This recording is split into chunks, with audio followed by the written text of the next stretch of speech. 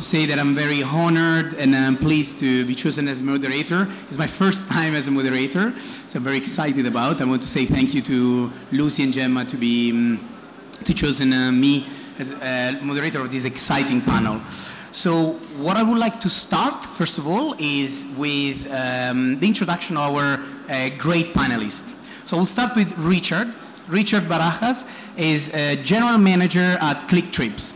So Richard has 20 years experience spanning multiple travel sectors, including air, hotel, vacation rental, GDS, OTA, corporate booking tools. So he built a diverse career working for marquee companies such as American Airlines, TravelClick, Sabre, and also was a president on, for LeisureLink, a Deloitte technology company. Thanks for joining us, Richard. Thank you so much. Then we have Ali. Ali, head of emerging travel, Middle East, and North Africa at Google. Ali leads Google efforts with high-growth travel business in the MENA region. He's working with leading hotels and national tourist board to rethink their brands for the digital world and drive their business online. Ali holds a Bachelor of Science from New York University and MBA from Harvard Business School. Thanks for joining us. Thank you. Then we have Terry. Terry Kane has been head of auto, finance, telco, and travel at Facebook since May 2014. He has more than 15 years experience in technology, strategy, marketing in large national and international organizations. He has worked across multiple verticals and industries, and his most recent post as a head of digital strategy for the Jumeirah Group. Terry has an MBA from London Business School, an undergrad degree from Bournemouth University and the University of Ulster. Thanks for joining us. And last but not least, Ernesto Sanchez, head of commercial strategy and business management at Amadeus. Ernesto has 11-year veteran with Amadeus, holding various responsibilities in different countries. Before this role in Dubai, Ernesto was a regional director for market management in Asia Pacific, based in Bangkok. Responsibility which allow him to oversee the Asia Pacific market from a commercial perspective. Ernesto has more than 16 years experience in the IT space, holding different positions in areas such as sales, marketing, and business development. As a Spanish citizen, Ernesto holds an executive international master in business administration from ESCP and a bachelor degree in a telecom engineer. Thanks for joining us. Thank you. Ernesto. And a little bit about myself. I'm Luca Romozzi, director for Expedia Media Solutions. My team is responsible for partnership with DMO, hotels, and airlines. And our team manage the Expedia network portfolio of website as a marketing channel. So what we do, we provide data insight for strategic campaigns with our partners to proven results on the different Expedia sites. So follow us for Expedia Media. And then I know that the organizers are already tweeting about all our companies. They ask all our tags, but feel free to engage with us. So the objective of today's session is to discuss new and upcoming technology trends impacting the travel industry that travel companies and hoteliers need to know about, as it will inevitably change the way that we interact with customers and guests. Those guests are increasingly demanding one-to-one attention. And the first challenge, or the first thought that I want to give you, when we say one-to-one, it's not necessarily person-to-person. It could be to app. It could be to robo. Think about Connie, the Hilton test for the robo concierge. Or think about that right now, potentially we can walk in the hotel and open our room with our mobile. So consumers are early adopters of those trends, and travel marketers doesn't want to be left behind. So first question would be for the audience to think is, how do you know when is the right time to roll out a new technology? Another concept that I would like to highlight is the challenge that marketers have to understand the right place, the right content to raise awareness and engage with customers. Especially when the line between technology and travel, and we are the proof, is very blurry. I mean, we represent effectively companies that want to be cutting edge in travel and technology. I'll give you an example on Expedia. Expedia mission is to revolutionize the travel with the power of technology. Well, something that that we have in our DNA is the test and learn. Test and learn is something that we do in every single aspect, from the booking experience to the content that we put.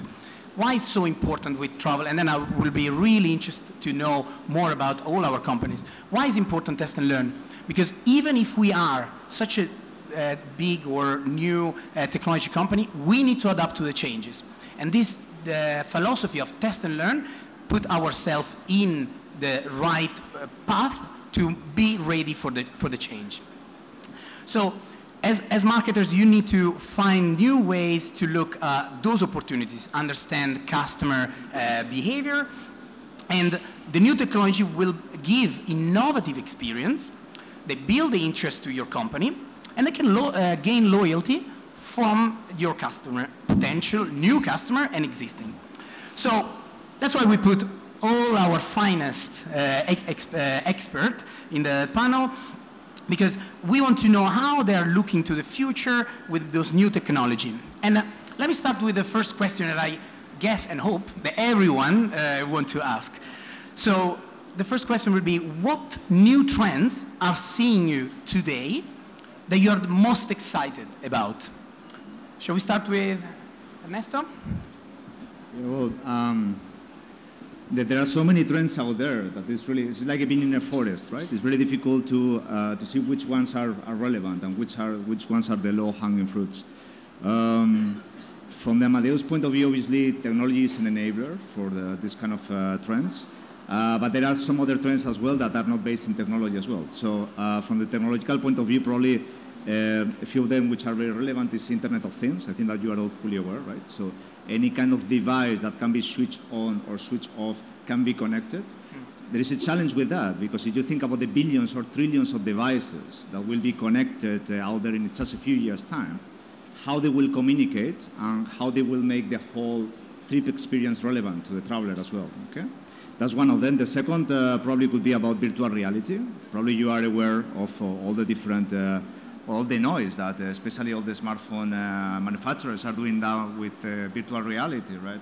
The new models coming from Samsung or LG have these glasses so that you can be immersed into that. That's going to probably to pose a revolution, but we still need to see if we are prepared for that. On top of that, artificial intelligence. One of the main challenges that we have is that there are tons of data out there, how we can crunch the data and make also that data relevant to a traveler and predict even the behavior of the traveler, okay? Those are three trends which are enabled by technology. Some others are not enabled by technology, but they are trends as well and are relevant to the travel industry. For example, social changes. In the cover of a magazine a few months ago, of a very well-known American magazine, there was a picture of this baby. And the question is that could this baby live for 150 years? What we see right now is that more and more, I mean, the people is getting old, right? Okay. So we need to have specific services for that people, which is getting old. Okay? And then on top of that, sharing economy is something which is booming right now. So that's also is a very important trend, because at the end it's about all the people who are the different travelers which are budget conscious, right? And they can find new things that were not available in the past, like sharing a car easily or finding accommodation easily as well. Okay? So as I said, long story short, yes. So there is a forest out there of different trends. Probably the most difficult part is to identify which ones are really relevant for the travel industry and which ones can really be enabled in the short midterm. Yeah, and I guess there we will touch base later on the relevance on how to measure. Obviously, Ernesto already gave us lots of food for thought. It was the first one. So we have multi-device, virtual reality, artificial intelligence, and sharing economy. Don't worry if we want to repeat them, but I would like, Terry, what do you think? I knew I should have sat there and gone first. Look, I think, you know, in technology, there's always a fast-moving development of new and innovative and, you know, to use the term disruptive thoughts about technology. I think it's worthwhile maybe framing how Facebook and Instagram think about the future as well. And you know, we think about future in sort of the 3, 5, and away distant period is a 10-year time frame. And in the travel world, we coin this under the connectivity, the context, and convenience. And when I say connectivity, you know, there's all, I don't know what the latest stats are, but you know, the 1.8 to 2 billion smartphones in the world today. It's grown in terms of adoption the fastest out of any technology ever in history. And it's continuing to be adopted. And you know, very soon the majority of the world is going to be connected to more information in their hand. And you've all heard this before, than put the first, you know, space rocket on the moon. So the world is in people's hands, and what that means in terms of travel providers is how you get into that space, which is more personal than it's ever been before.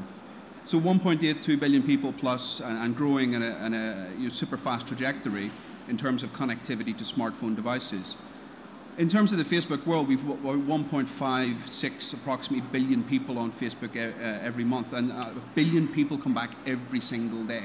So 1 billion people are coming back every single day on their mobile devices, spending 40 minutes roughly per day on mobile devices. Now again, putting it out there to the travel world is how you're connecting to people in the most personal space that they've got on their mobile devices. So that, and then the context of that. So 1.5 billion people means very little to most people in here. It means very little to most brands and organizations in the world.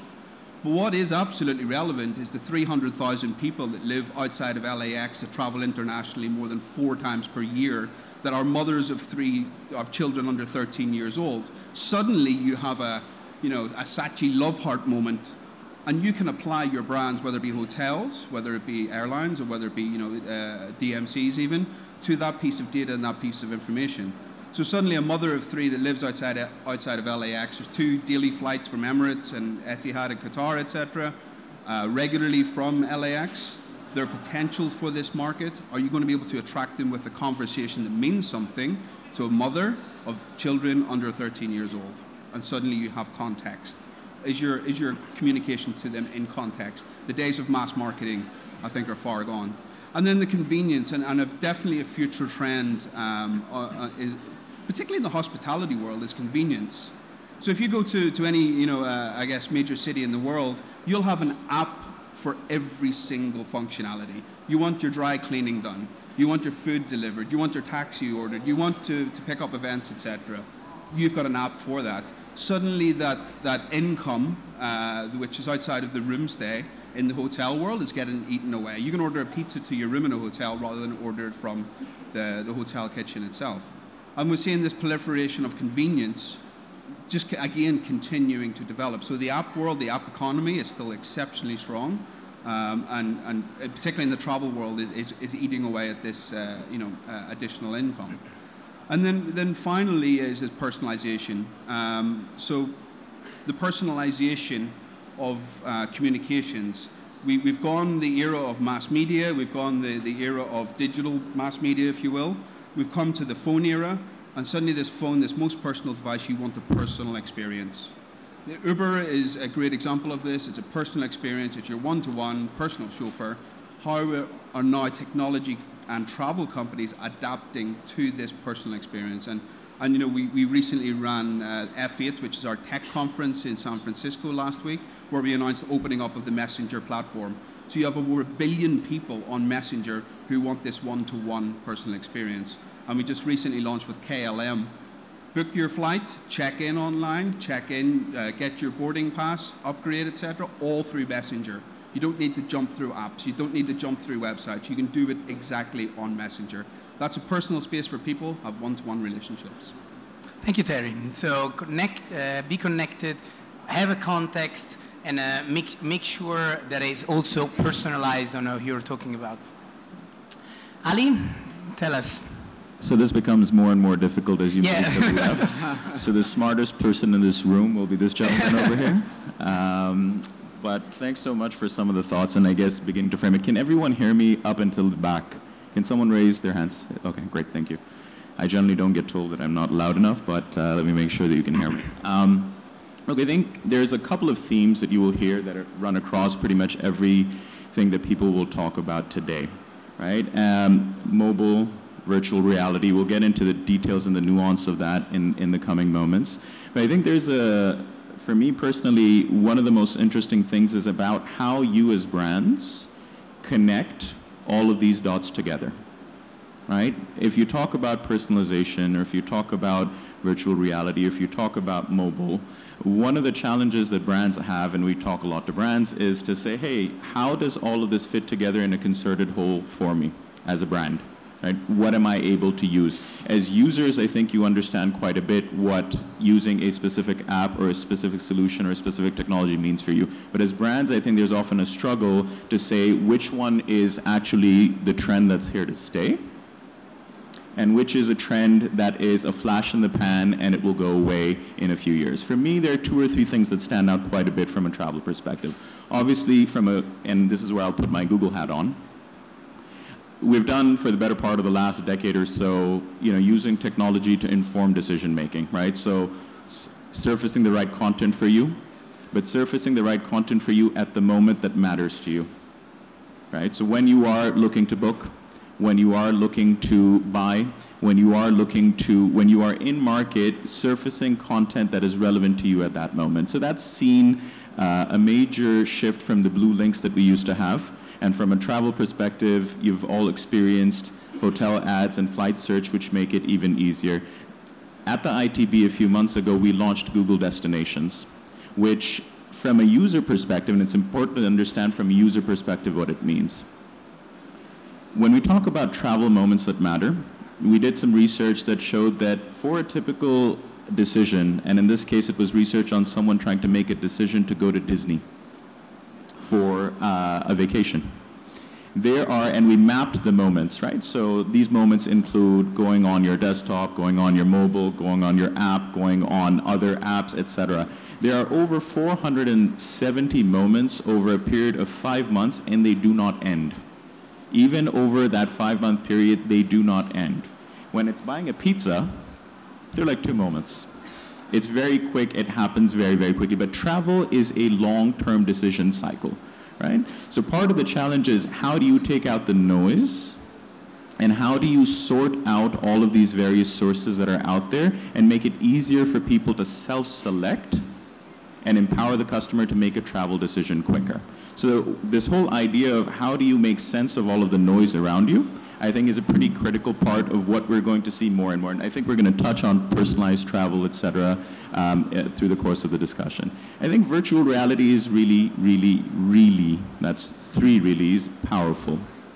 It's powerful, maybe though not for the reasons that we often think about, right? Because virtual reality for most people sounds often like a gimmick. It sounds like, hey, there's this thing I can now put on. People have been moved by it, but I'm not sure that people fully understand what it means for consumers in the sense of going from immersion to presence. We are all, most of the people in this room, in an experiential category. Try before you buy.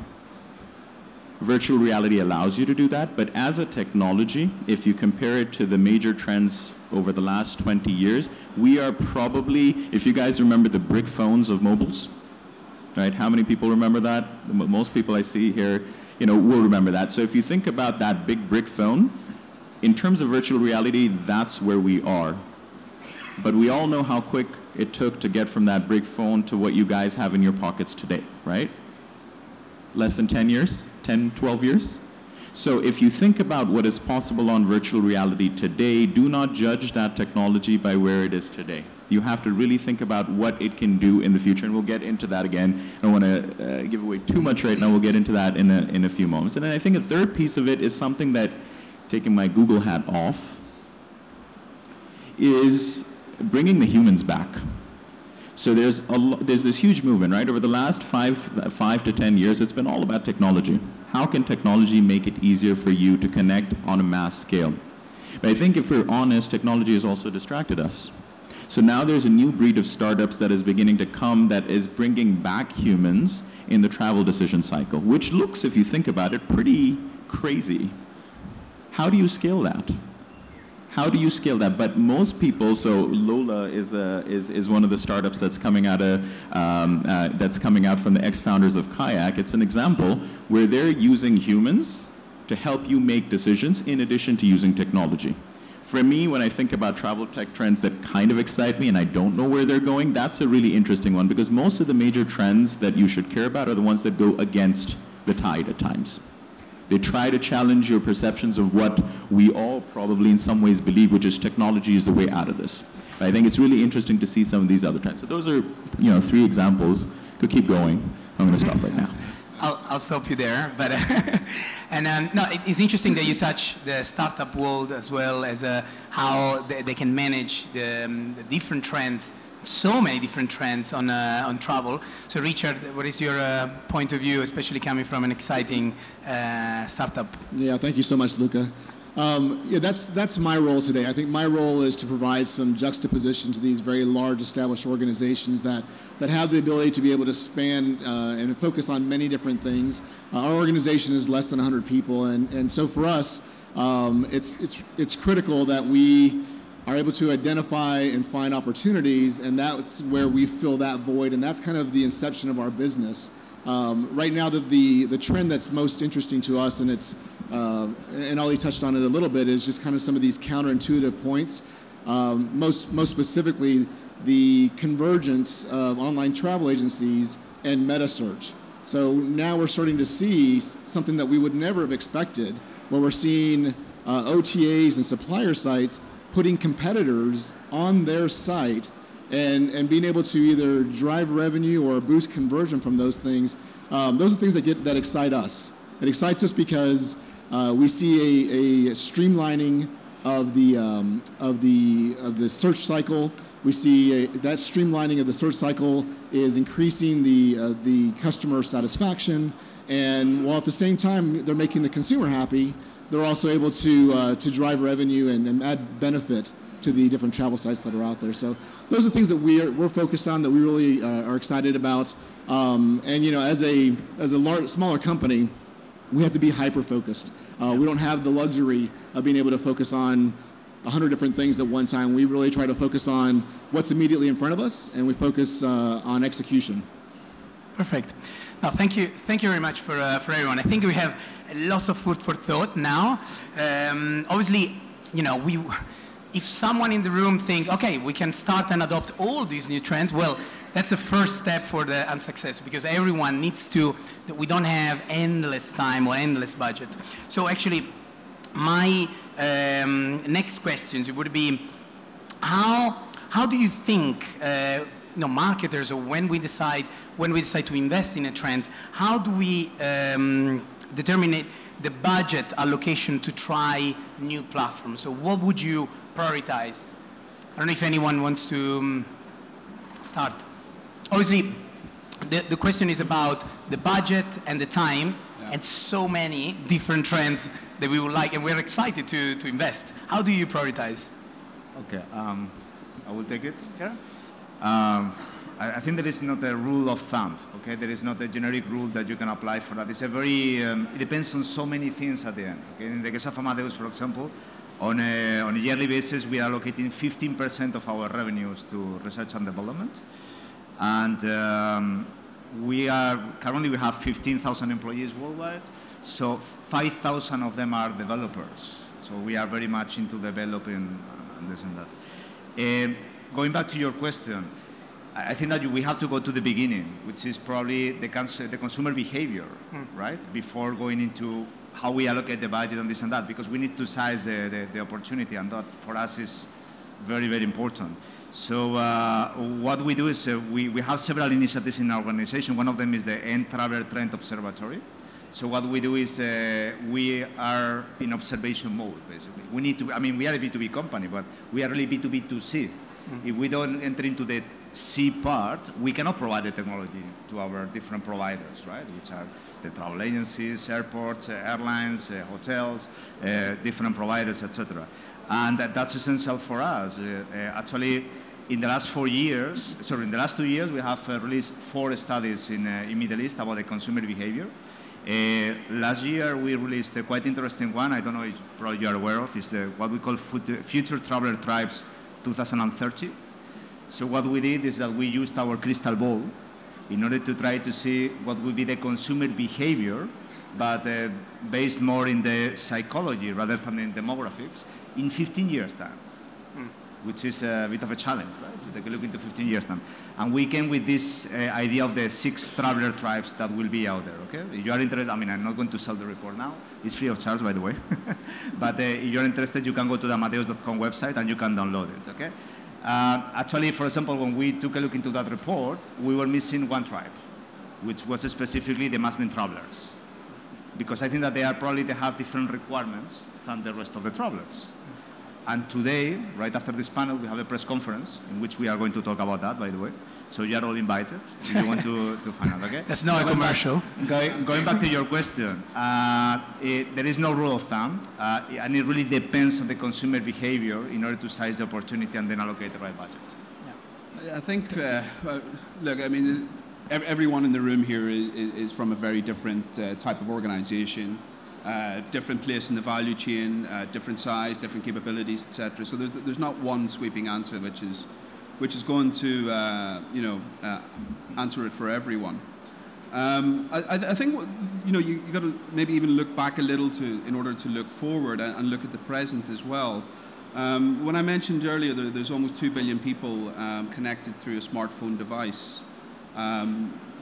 That also goes in line with what they're doing on their smartphone devices, and there's very few people making phone calls these days. It's all data usage, and with that, obviously, this is where the eyeballs are. Digital, in terms of media consumption, overtook television 2 years ago. And in the coming 2 years, if not already, mobile consumption of media will overtake TV as well, and digital combined is the largest single place where people consume media.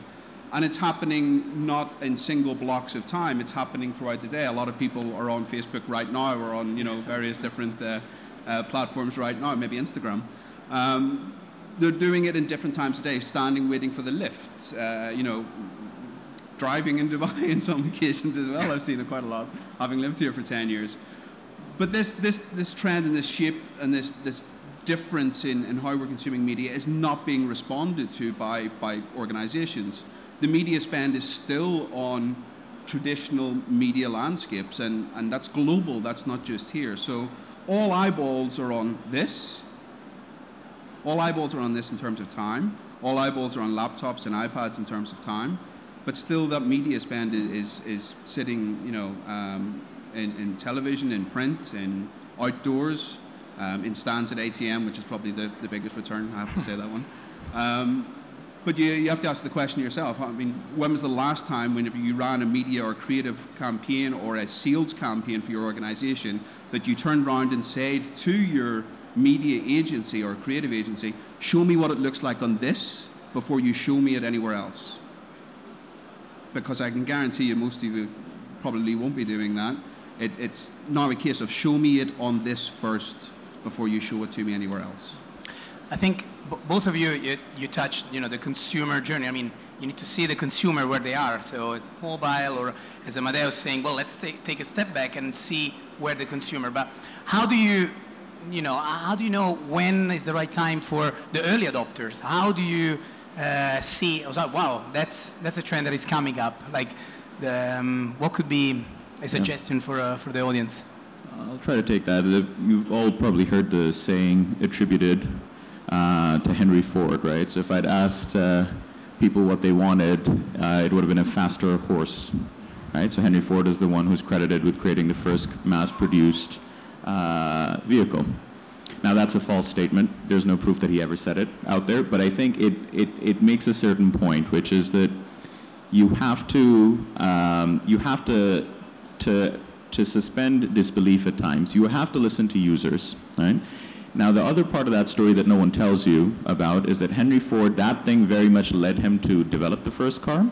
It's also the reason why Ford fell behind GM when GM came back into the market and said there is a car for every type of customer. So they introduced trade-ins, installments, colors, right? The reason I bring that up, and it's a totally different industry, but I think there's something to learn from the rise and fall of different industries, right? Not to say that industries have fallen, but the rise and fall of different companies that were known to be innovative at some point. So I think the point is, yes, you have to listen to customers, right? From a Google perspective, we have, 7 different apps and properties that reach over 1 billion people, right? That's a lot of signals. You're learning every day from what people are using and not using, because we constantly introduce new improvements to solutions. Everyone here, test and learn is a sort of a Bible that we all imbibe, right? We want to make sure that we're testing and we're learning. But when you're doing truly innovative things, and by truly innovative, I'm not talking about that incremental, turn that red into green, or come up with a new app. I'm saying truly innovative things, you have to have different metrics of success. And I can take an extreme example, right? When you talk about, so many of you may have heard of our Moonshot factory at Google, which does things like the self-driving car, but also Project Loon. But I'll tell you about an example that did not work, right? And I think it's important to see, because those things are well on their way to commercialization. Some of these things are some of the ideas we kill, and we kill very early. And we don't have a metric of success. So one example that we came up with was cargo ships, air-floating cargo ships, to help landlocked economies trade better. Huge problem, because for landlocked economies, you use trucks. That has an environmental damage. It's slower, etc. But the point was that we came up with this idea, made huge inroads into it, and then we killed it 6 months in. And why did we kill it? We killed it because we found out, amongst other things, that what we needed to do was develop a prototype of this lighter-than-air cargo ship, and it would have taken $200 million to come up with the first prototype. So in that Moonshot factory, success is killing projects quicker, failing faster. Now, I'm not going to suggest to travel brands here that that is the approach that you need to take, but I'm taking a very extreme example in order to elucidate a point, that is, when you are innovating, you need to not rely on the same metrics of success. So often you will hear people who advertise on TV, right? They will ask you the same questions of TV as they will of a digital medium. But digital medium allows two-way engagement. Are you comparing apples to apples or not? So, tagging on to the point that I think Terry had made, the idea of when you are going to try new things, and for most of you in this room, it's not going to be about innovating to develop a new product.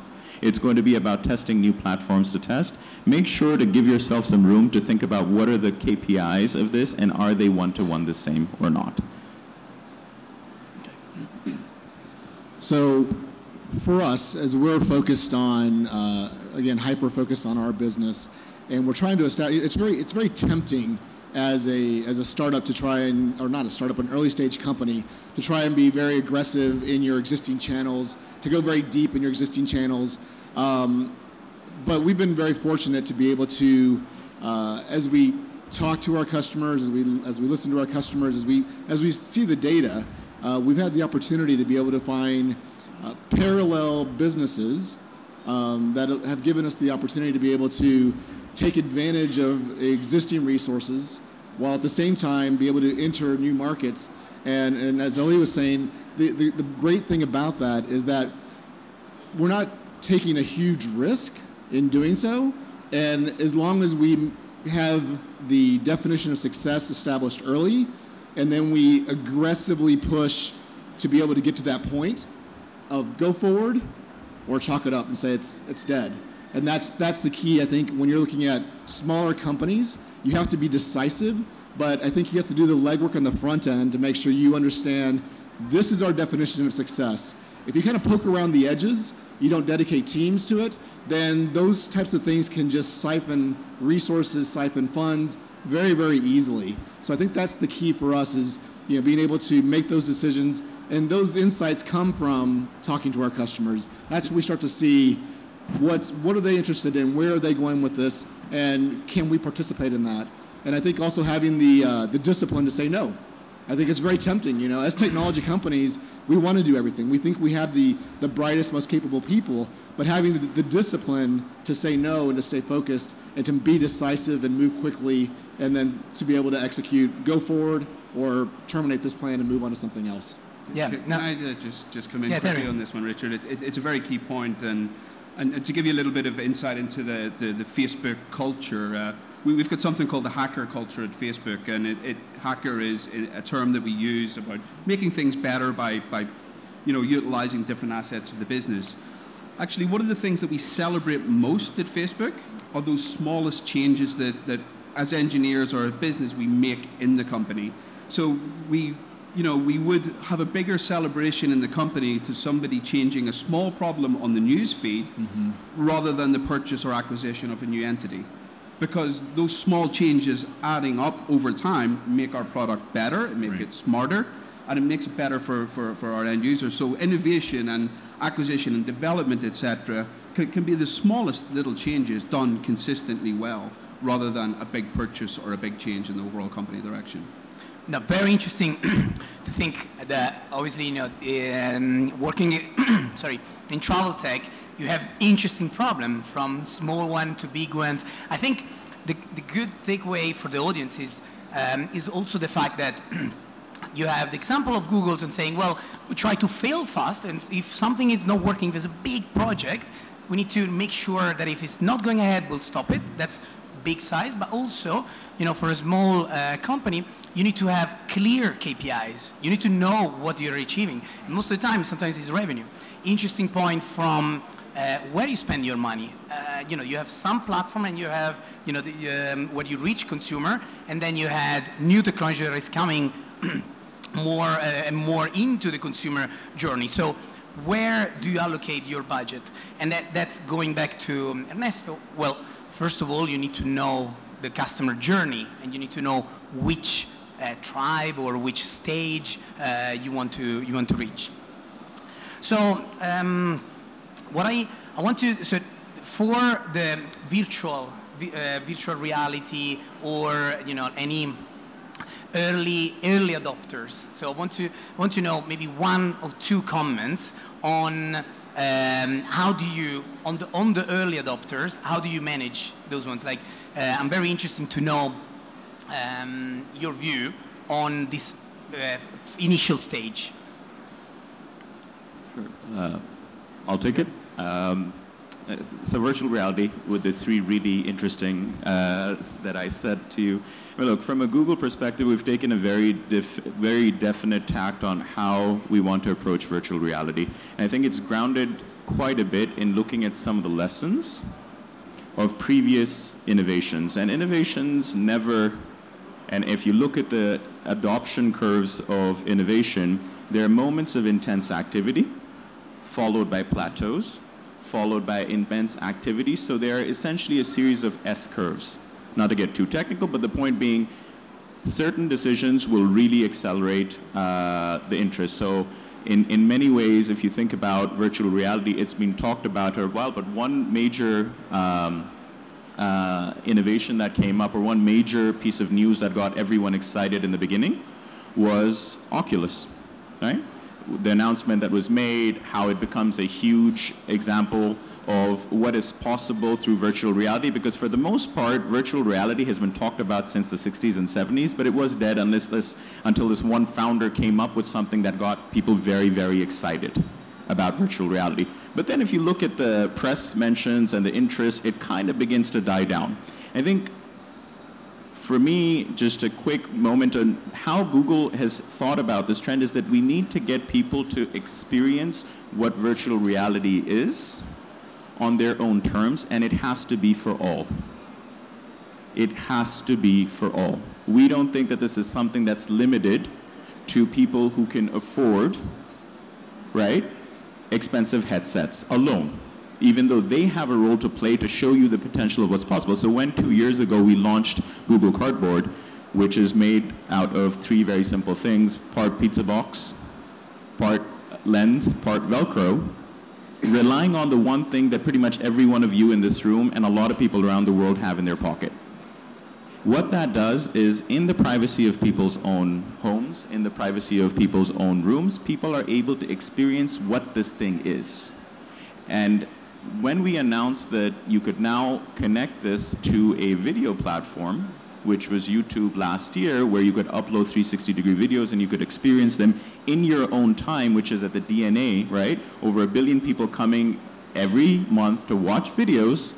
What you were saying to people was that you can experience this in your own terms. And if you can experience this in your own terms, it will provide you that next leg of impetus on that S-curve to get people to climb. We've seen a lot of really interesting experiments around this. We have shipped over 5 million cardboards over the last year or so. Over 25 million apps have been downloaded. It's just a start. It's a very small start. We are still in the brick phone moment, but we are still in a place where we need more people to access this device and this experience so they can decide for themselves what the next big thing is and where we're going to end up. Because no one in this room, on this panel, can tell you where virtual reality is going to end up. No one can. But I think what they can tell you is that if it has a future, it has to be for all. Yeah. So yeah, I think, you have the early adopters, and then you need to know where, it's moment to invest and scale the new technology.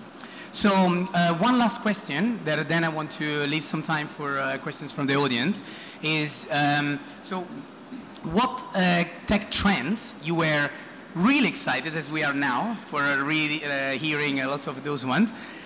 You are very excited, but it didn't work or didn't work at that time. And what did you learn from your experience?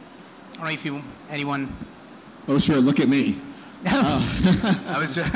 No, so through my career, I've had a chance to a few teachable moments. One of them was around timing. So I think for early stage companies, timing is so key. I was president of LeisureLink, a small technology distribution company that was focused on the distribution of vacation rental. And this company has been around for now 7-8 years, and the ability to be able to distribute that at the key level was such a challenge and such a contrast to what we were doing on the hotel side, where you're doing it at the unit level, the 1 bedrooms, the 2 bedrooms. Instead, it's unit number 102, number 107, and this is when you see things like room 77, who are trying to show you the view from the room that you were going to get. So timing is a big piece, and one of the learnings that I've had around the early stage businesses, and frankly, that's what I'm excited about now. Now I feel like I'm on the opposite side of that. I feel like the timing for our organization is ripe, and that we're kind of in the eye of the tornado. So timing has been a big lesson for me throughout my career. Thank you, Richard. Anyone else? Yeah, happy to jump in this one. I think one of the themes that's come across in terms of success for future tech has been the measurement conversation. How do you measure success? What are the KPIs you put in place, etc. I think one of the things that, since we've gone over the past 20 years from very much a PC era into a mobile era, a mobile first era, the thing that's not really followed suit has been measurement. So how do you connect this person who's looking at your hotel, who's looking at the OTA prices, who's looking at the flight prices, and doing that, that multi-stage journey on PC, then coming home, sitting in front of the TV with their mobile, checking it there again, and back to the PC over the period of time, is enormously fragmented, and cookies just do not cut it. So cookies are broken, cookies do not work, and 30-day last click measurement, as the majority, I guess, of organizations here would be measuring by, is not measuring fairly against all of your investments that you've done in the past. So measurement of success in the digital world as well as the offline world. We should be in a position now where we're able to measure success confidently in terms of all the activity that you're running online, all of your offline activity, all of your third-party distribution partners' activity, etc., and what the actual success on lift in your business is according to real people. And my plug in this one is Atlas, the Facebook platform, which you might not have heard of, but Atlas is about that. It's about measuring the online and offline world to actual business into your unit. And there's a big data, I see Scott here, there's a big data conversation on this afternoon in the main hall, which a couple of us here are part of, so maybe that's a good plug for your session this afternoon as well. Any? I just wanted to add a couple of things here. The first thing is that, well, in Amadeus also happened to us that we were experimenting with some technology and it didn't work. The case of augmented reality, okay? Sorry, yes. Can you hear me? Well? Yeah? Like the case of augmented reality, for example, okay? So it didn't work, and I think that you can always learn from these kind of things, okay? For me, innovation is not equal to success. I mean, success, there are many variables and many parameters out there that at the end are the ones that determine if you are into success or not. And there have been many big failures out there in the last 20 years from the technological point of view. Things like, I don't know, Betamax, Laserdisc, Minidisc, the Newton PDA. But all these companies, they learn from the lesson, they try again, and at the end they succeed. Yep. So I think that that's the main, probably the key takeaway of all these things, okay? And again, I would like to say that we can even innovate without technology many times. So there are many things out there that we need to take into consideration, okay? And for every failure, there is a lesson that you can learn, and you can try again to find the right path. Yeah, no, that's a great thought. If you think about, like all the discussions that we have about travel tech, yes, we accept the failure, but what is important is that once you have the measurement, you know that you failed, that you see where you're going, and if you fail, then you learn something and possibly you can reinvest in something else. As we said, we discussed from very small innovation, Facebook feed, to big other innovation from up to virtual reality, and we didn't touch the drone. That's another big trend, but we need a little bit more time. So I feel now is a good time to leave to all of you any questions for us. Don't be shy. We have one question. There. This one's for Terry. You spoke about the KLM and Facebook Messenger. Sometimes in the Middle East we're a little bit slow on getting all of Facebook's updates. Is that on the horizon for us here? Well, first and foremost, it's here. It's ready for any of the partners of Facebook. So absolutely, any Facebook partners can work with us to get this online. It has been offered. I think, just to this point, and it's a great point on innovation internally within organizations. Facebook is generally treated by or all media technology is generally treated and handled by the marketing departments. But there's a huge importance for this IT department in organizations to be more like a hacker company. So while they're focusing on the outlooks of the world and making sure your infrastructure is all correct and safe, etc., are IT companies and organizations looking at latest tech development, consumer tech development, and do they have the resource in order to implement things such as the KLM innovation? Because Facebook is a platform, Google is a platform, we're all platform companies. We provide the platform and we provide the technology to integrate with our platform in certain ways. But often what we see is that organizations don't have that technical resource in-house or an outsource in order to fully understand the potential of this. And what we're talking about, take it away from technology, is we're talking now KLM has a one-to-one relationship with a mass audience. That's the sweet spot. Yeah.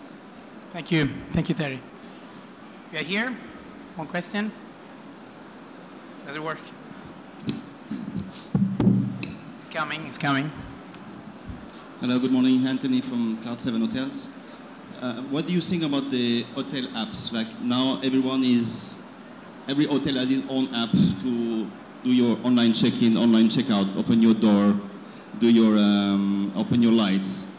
But then every time a customer is changing hotels, he has to download this new app. So how do you see that going? Is there will be like a big operator who's we're gonna have a single app to do all these services, or? Very interesting.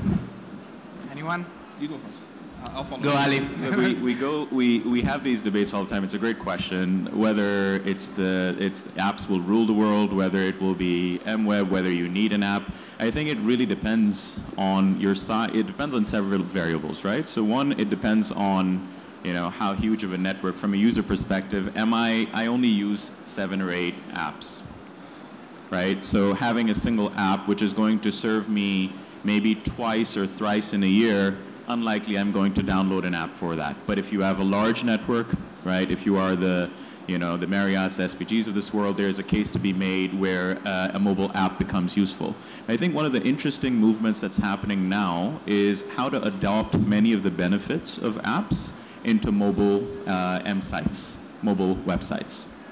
The acceleration of that. So there's a huge movement right now that at least at Google that we're running as to how to make the mWeb more responsive and behave more like apps, which then gives the user what they need, several of the functionalities that you're referring to, while avoiding getting you as a user to have to commit to downloading an app. Right? So I think it's not a one-size-fits-all answer. I think it probably differs from brand to brand, but there is a huge movement that's happening, I think, in the world out there to make sure that apps are not the end destination for cases where they're useful, but at the same time, I'm not going to download them from a user perspective. So there's a balance there. Thank you. Yeah. I think, if you don't mind, I can briefly weigh in on this one as well. It's exceptionally, obviously, important in the mobile world. I think, ask yourselves what you do in your mobile devices. 80-90% of the time you'll be using an app. So it is an app-driven device. It is an app-driven focus for mobiles. I think to your question specifically on hotels, I've been in this position in Jumeirah Group. When I was head of digital at Jumeirah Group, I was in the position, do I build an app? Do I have the capability and resource and support structure? Do I have the measurement? Do I have all of this investment argument in order to build an app? And then I thought, at that time I thought back to the first days of websites. And do you build a website? Do you need a website? Well, all of those come with strategies. So it's not build an app and they will come. It's build an app strategy. So yes, you will have a lot of people who will download your app who may not stay regular hotel guests, but you will have regular hotel guests, loyalty program members. You will have people who will use your app as a utility more than a download and dump. And that's important because your engagement strategy on app should have the same thought process behind it as you would do with websites, with SEO, with SEM, with driving business through other sites. Is how are you engaging people on the app world? What's the benefit for them to come to you via the app world? It's not just booking. If it was just booking, you've got a very short-lived relationship with your guest. It's longer term. Thank you, Terry. I think it's also about the scalability, as you're saying, and setting your KPIs. Why you do need an app, and what is your measurement for the success?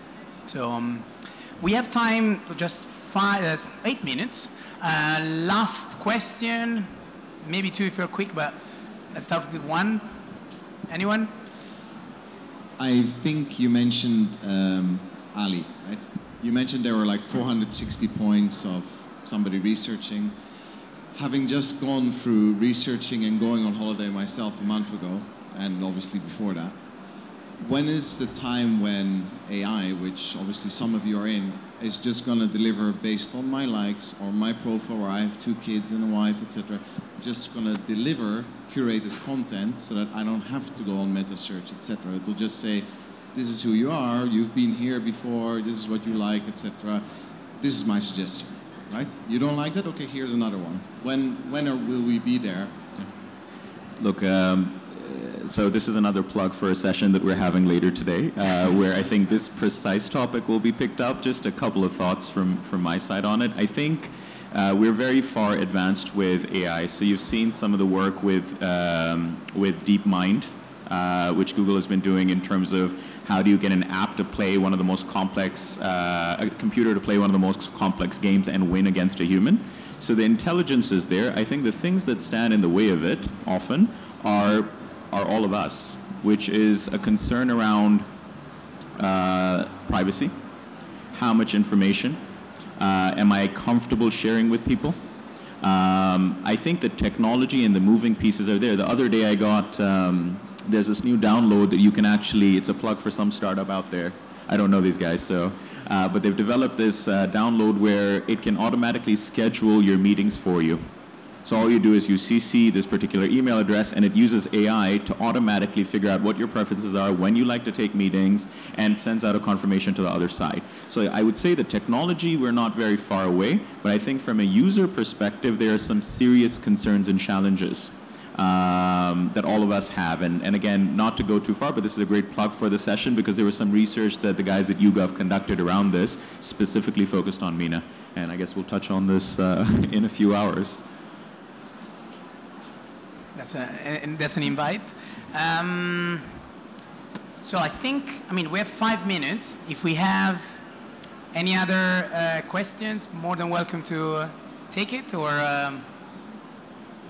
as an Italian moderator, I'm happy to finish even early for the first time. It's always the first time. I think we can close it here. So thank you very much for everyone, and have a great show. Thank you, guys.